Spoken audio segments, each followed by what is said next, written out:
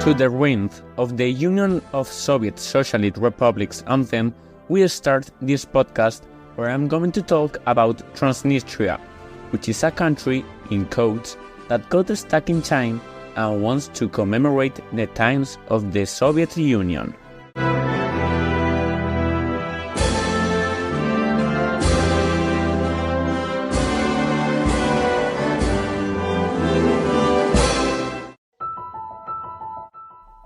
That political decisions have an impact is obvious, but the consequences of certain acts are sometimes not to be expected, and the current situation in Transnistria can demonstrate this.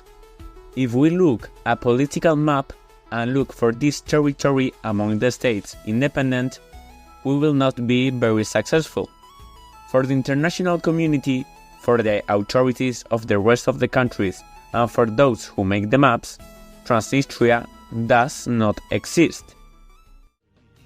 But if we focus on Eastern Europe, we can find a particularity, which appears as Moldova at the cartographic level does not fully correspond to reality of the place. In the eastern part of this country, on the border with Ukraine, we find Transnistria. For Moldova, it is part of its territory, and calls it an autonomous territorial unit with a special legal status in Transnistria. The local government, on the other hand, recognizes itself as independent under the name of Republic Transnistrian Moldovan. It is usually simplified as Transnistria. It refers to the fact that it is beyond the Dniester River, which acts as a border natural along a large part of the border with Moldova. On the other side, the longer border with Ukraine. Almost 500,000 people live here, on an area equivalent to 1/10 part of the Dominican Republic or almost double that of Luxembourg. But beyond what the maps indicate, experience tells us otherwise. Because if we start from Chisinau, the capital of Moldova, and we do the 70 kilometers that separate it from Tiraspol, the capital of Transnistria, we will have to pass a migratory control. It will be useful for us to get the local currency. And not only will the language change, but the alphabet will also be different.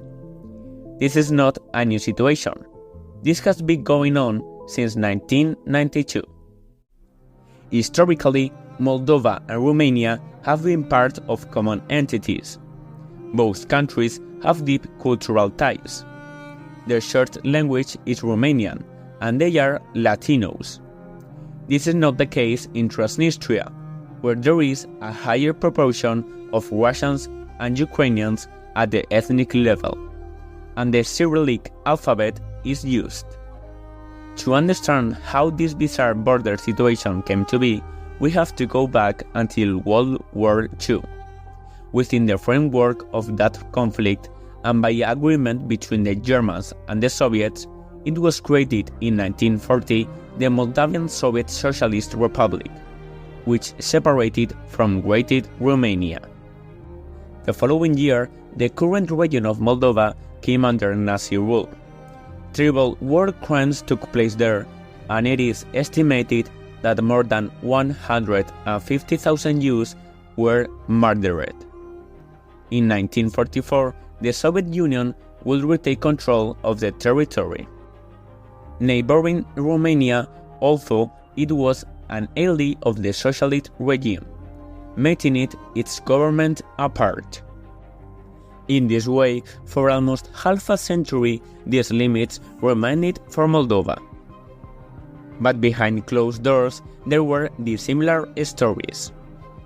The western part was Latin and identified with the Romanians. The eastern one was Slavic and had ties to Ukrainians and Russians. This situation continued until the 1980s, when the power of the Soviet Union fell. In Moldova, a nationalist sentiment began to emerge, as well as a feeling for the reconstruction of ties with Romania. The Latin alphabet was adopted, replacing the Cyrillic, and the current flag was implanted, which has obvious similarities with Romanian. Both have 3 vertical strips with blue, yellow and red in the same order, although the Moldovan has an addition, a coat of arms in the center. In the Transnistria region, this renewed Moldovan sentiment was seen as a threat, since they will be in a minority if the union with Romania advanced. Therefore, in 1990, the independence of the territory was proclaimed. The situation continued until 1992, when Moldova wanted to regain control and there was a war for 3 months. Thanks to the help of the Soviet troops that were there, Transnistria was able to defend itself and a ceasefire was signed. Thus ended a war conflict in which 1,000 people gave up their lives. Since then, for almost 3 decades, the situation has remained in that limbo, with a country, Moldova, which has international recognition over the territory but which doesn't actually control it, and another one, Transnistria, which can't sign a treaty with another country but which in fact dominates the terrain. Currently, 3 other territories recognize Transnistria. These are Nagorno-Karabakh, Abkhazia, and South Ossetia. That is, other states that also aren't welcomed by the international community. In any case, the flags of one and the other fly in the particular embassies from the Tiraspol. This strange situation aroused the interest of many curious people who wanted to know the place, despite the fact that there are no major tourist attractions. Until a few years ago, getting in and staying was a bureaucratic odyssey. Currently, the procedures are simple, since the age began to be valued more in the economics of visits. Those who enter the Transnistrian Republic may be surprised by the huge statue of Lenin in front of the parliament, called the Supreme Soviet. Well, he needed more communist references. We can see the hammer and sickle on the flag. In fact, the Transnistrian flag is similar to the one the Republic of Moldova had during the Soviet stage. Likewise, this remains symbolic, since there is a market economy, and in the political aspect there are regular elections, although there are doubts about the validity of these acts due to the absence of foreign observers. Tourists can also try to get their hands on the eye-catching plastic ruble coins Transnistrios, unique in the world and highly valued by collectors. Heavy industry and electricity production are the main economic drivers of the country, at least in theory, because in practice there is constant support by Russia, its biggest ally. There were also suspicions that it was a mecca for arms trafficking, and that it was there as another source of income. The relevant economic group is Sheriff, a conglomerate that includes food stores, sales, gas stations and media, and also a soccer team, the Sheriff Soccer Club. This team participates in the Moldovan League and is not doing badly. From the last 21 leagues, won 19. Until July 2021, he had reached the last previous round of the playoffs twice for qualify for the group stage of the Champions League. We weren't that far from seeing the best players in the world travel to a country that, for the rest of the world, does not exist. But something happened shortly after. The Sheriff Soccer Club had a new opportunity to reach the most famous club tournament of the world. In July of that year, the adventure would begin. He overcame the previous rounds against Teuta from Albania, Alaskert from Armenia, Red Start from Serbia, and Dinamo Zagreb from Croatia.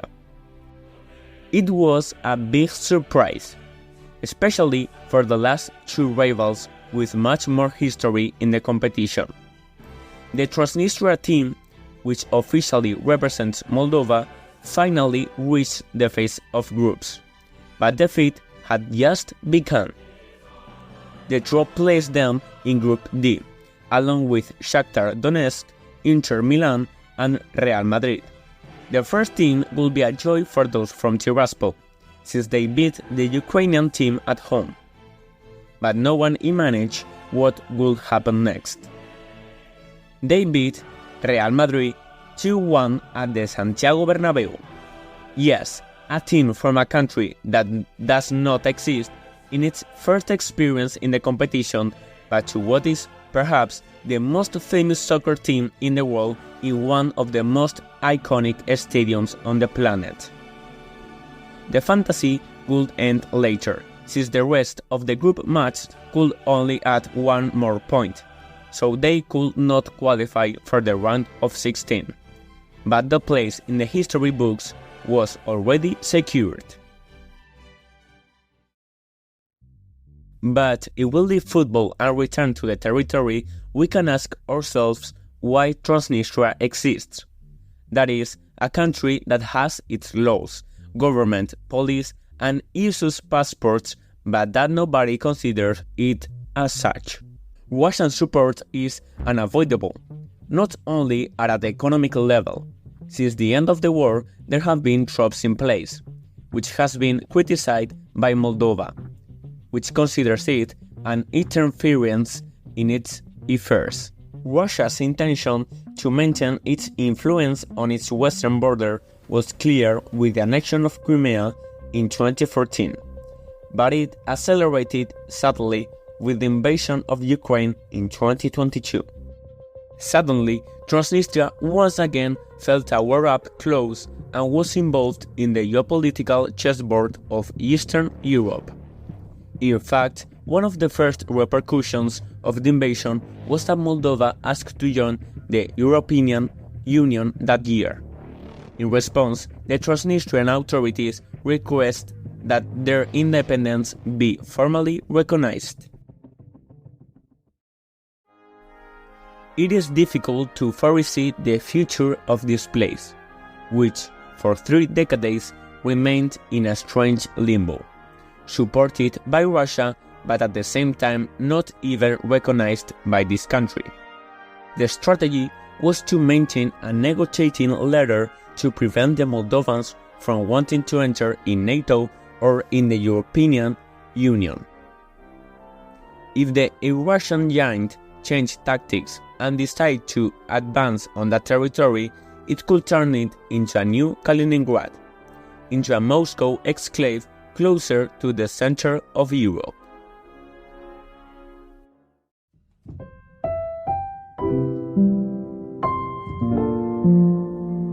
In a way, this Moldovan Transnistrian Republic is a reminder of the consequences that can cause all arbitrary political decisions on the delimitation of the borders. That political decisions have consequences is clear, but not always of this magnitude.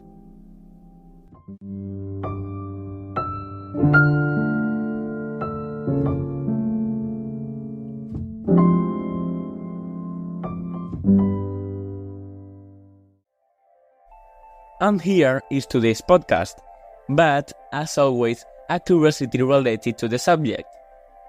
During the time of pro-Russian President Igor Smirnov, 1991 to 2011, Transnistria became a nest of corruption, in addition to constituting an intense focus of human trafficking, smuggling of fuel, cigarettes, and armaments after its abandonment by the Soviet 14th Army. As happened elsewhere, a select group from the secret services got hold of succulent wealth after the period of privatizations resulting from the fall of the Soviets. The great beneficiary of this process was the former police officer and former agent of the KGB Committee for State Security, Viktor Gusan. And another curious fact, the Russian anthem is similar, not to say the same, to the anthem of the Soviet Union. Listen, first is going to be the Russian one, and then it's going to be the one from the Soviet Union.